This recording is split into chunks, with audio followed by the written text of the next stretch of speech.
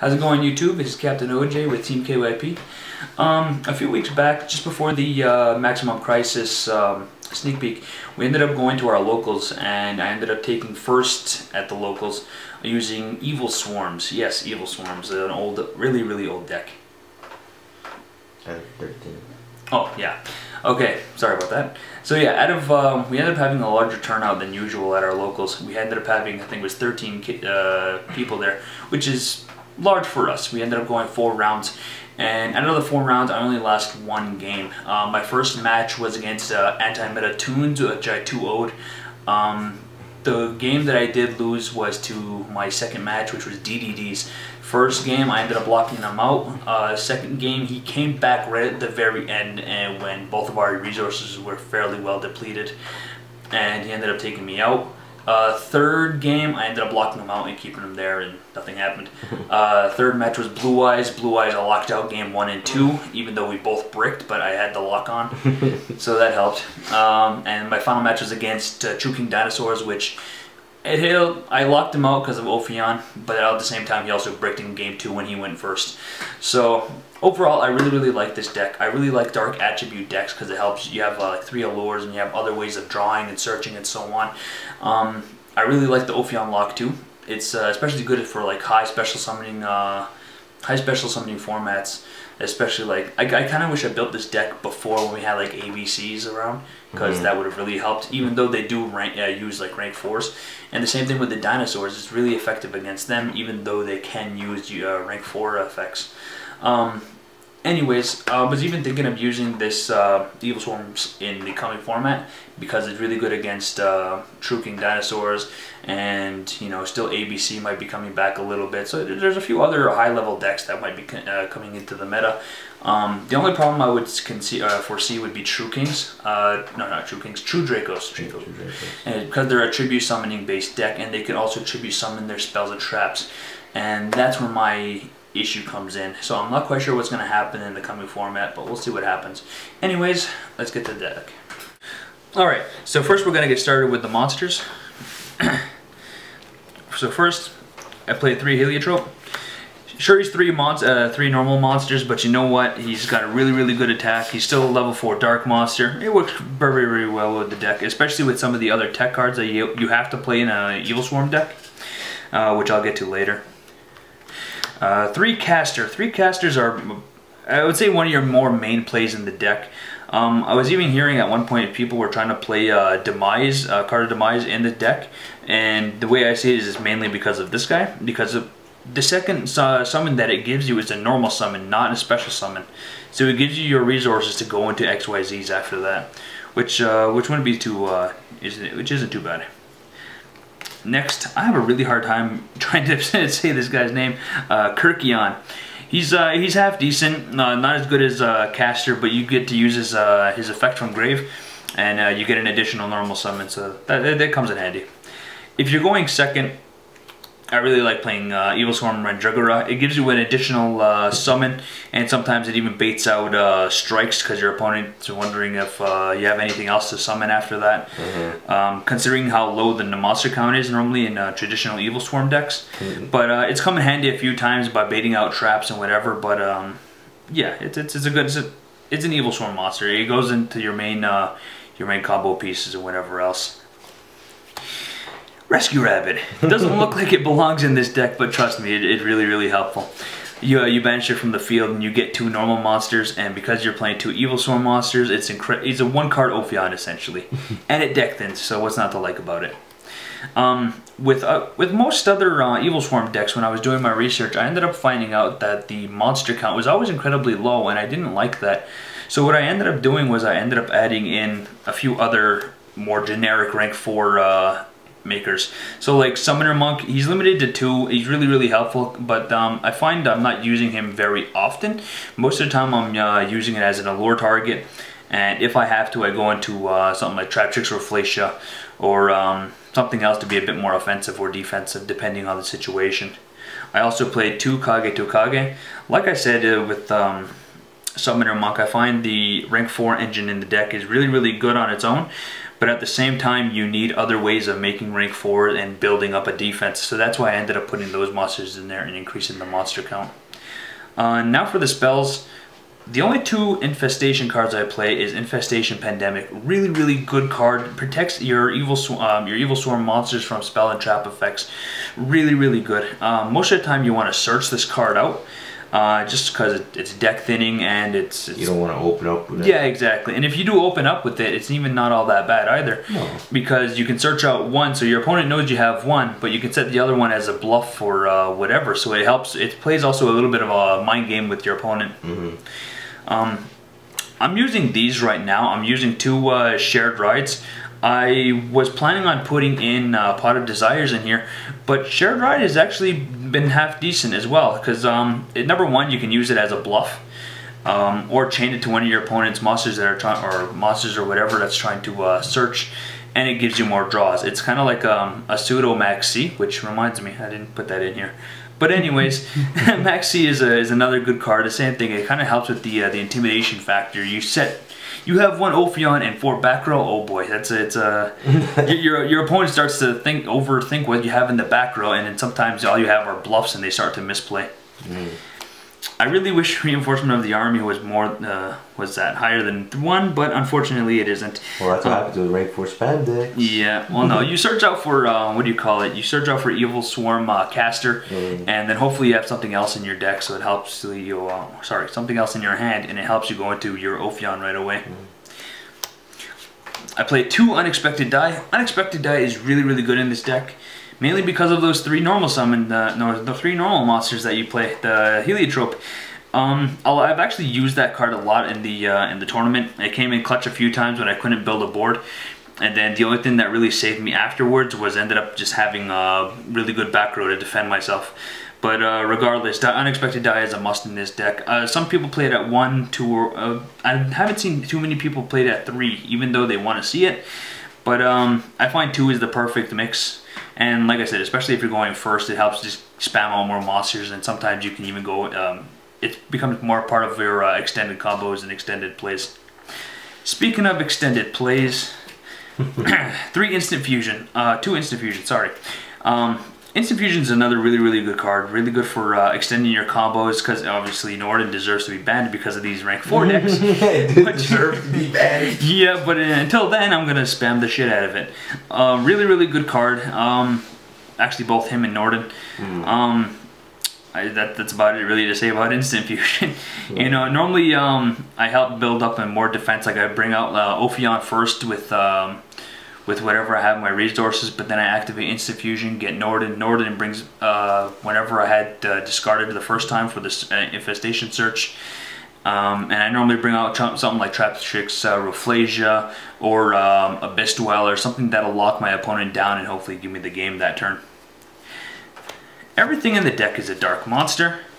Except for Rescue Rabbit. Except for Rescue Rabbit, but regardless, Allure of Darkness is a must in this deck. Really good draw card. Like I said before, I didn't like other Evilswarm decks because they had such a low monster count, and people were only playing this card at 2. Because I made the additional Dark Monster additions, I find it really helps out the deck, and it helps speed it up a lot so you can get to your resources faster. Now for the traps. This is one of my best tech cards. Grave of the Super Ancient Organism. If you can't bring out Ophion first turn, this is the card you want in your hand at that point.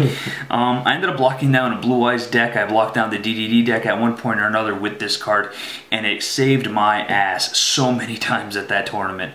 But it's like a really good lockdown card for most like high level monster, special summoned monsters.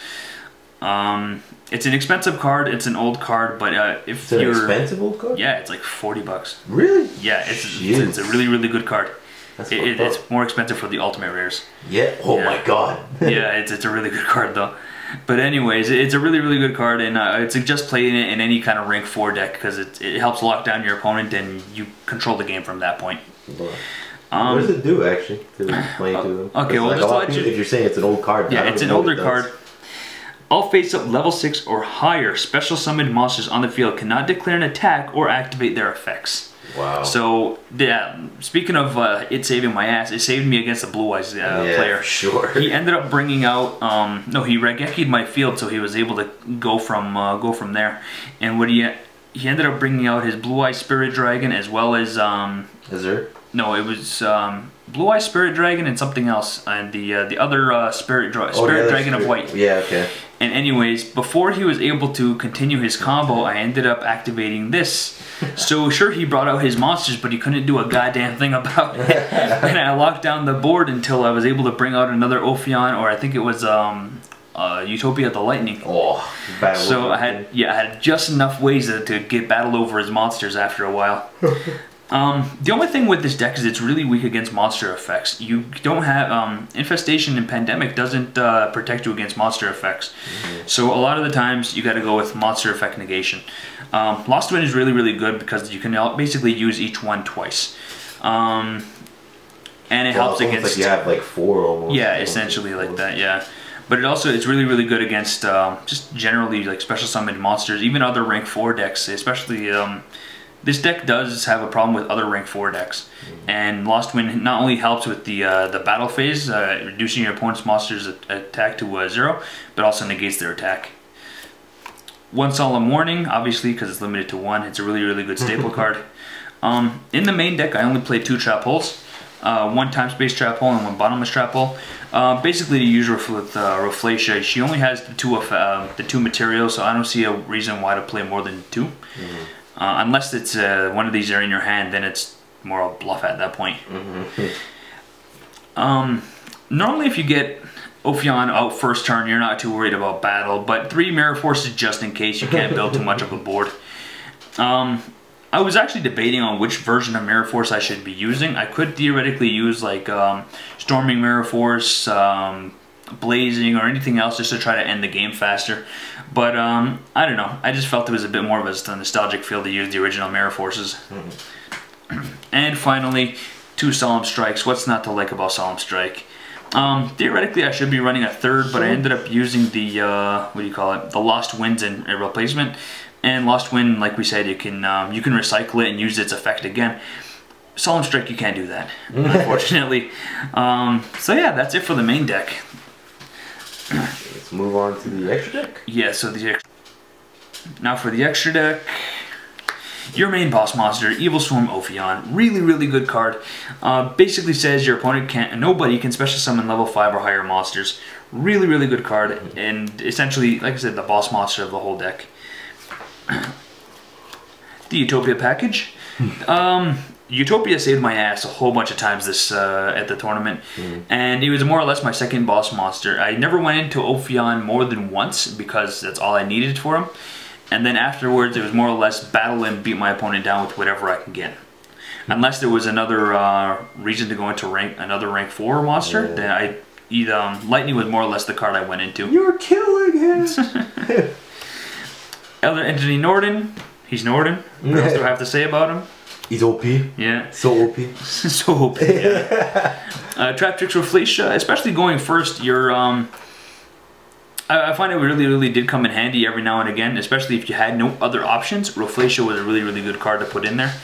And then Rafflesia with a bunch of other back row is kind of scary. So like I say, it becomes more of an intimidation factor at that point. One Gagaga Samurai, really good card. I didn't use him, unfortunately. I was mainly going into Utopia the Lightning. Oh yeah, he's just in case, like if you want to do it on PK. If the ability is there, I would use it more often. So there's that. Evilswarm Bahamut, kind of like a snatch and steal for your opponent's monsters. But at the same time, I didn't have to use it, thankfully, because my opponent didn't have too much going for him at the time. Number 106, Giant Hand. Really good card for negating monster effects on the field. Is like I said before, this deck has a problem with monster effects on the field. So regardless, I really like this card. It helps. It came in handy once or twice. To further go with the lockdown theme of the thing, Abyss Dweller. Abyss Dweller is actually really good for this format, especially against like dinosaurs, because they use a lot of graveyard. Yeah, when the babies get destroyed and sent to the graveyard, you can essentially negate their effects with that. That's what I was telling Ruth. I told him like he was looking to use Luther Gasm to banish. I'm like, get rid of Abyss Dweller right now. To continue with the lockdown, number 66 Master Key Beetle. Really good card, and more or less like really good dark rank 4 monster. Protection too. Yeah, it protects a lot of you. You can use it to protect Ophion. You can use it to protect your what do you call it? Grave of the Super Ancient Organism. So something that you really want to keep on the field, you can use him and keep it there. And if you get 2 Master Key Beetles, then they gotta have what do you call it? You know, they can technically use a kaiju to get over it, but I mean, for the most part, they're not gonna get over it other ways. Castel, really good rank 4. You could theoretically also play what do you call it? Number Silent Honor Arc. I don't remember the number. And just for shits and giggles, I think it's 101. It's 101? I think Yeah. So. Anyway, I play Evilswarm Ouroboros, mainly for style points. Because honestly, how often do you see somebody use a 3 level 4 rank 4 monster? Yeah. So he's a really good card too on its own. You more or less get like one of Trishula's effects once a turn. But yeah, just a really good monster for spot removal and to try to get something out of your opponent's hand, the graveyard, or wherever their resources are at the time. So there's that. For the side deck, like usual, it's up to personal preference. Yeah, it's mainly up to personal preferences, but this is what I've been playing with it, and it seemed to help me out. 3 DD Crows, really good for spot removal, especially for like the graveyard effects. Lately, the meta's been a lot of graveyard effects, so DD Crows is really good for that. 2 Dark Holes for board wipes, especially if you're going second and your opponent's got a field already established. Yeah, that's pretty much it.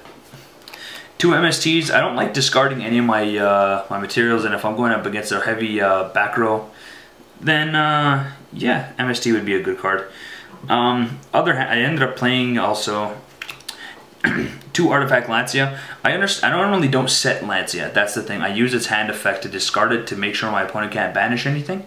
So that really helps out against something like the Infernoids or whatever else. So it's a really good hand trap if you wanted to use it that way. Further anti-banishment, Imperial Iron Wall, really good. For something like Zodiacs, I decided to go with something a little different. I decided to go with Summon Limit. Wow. Basically, you and your opponent can only summon 2 monsters per turn. Wow. So that severely limits what they can do. Yeah. And especially against like combo-based decks, even against DDDs, that like shuts them down right there. The only time this doesn't work is when you can't use, what do you call it? If you negated a special summon or a spell or trap that would special summon, that doesn't count towards the count. But if the summon was successful, then yes, it stops it right there.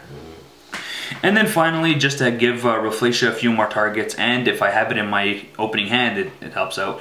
2 Time Space Trap Hole, more for pendulum decks or whatever else. Theoretically, secret Zark. Get Zark out of here. Zark.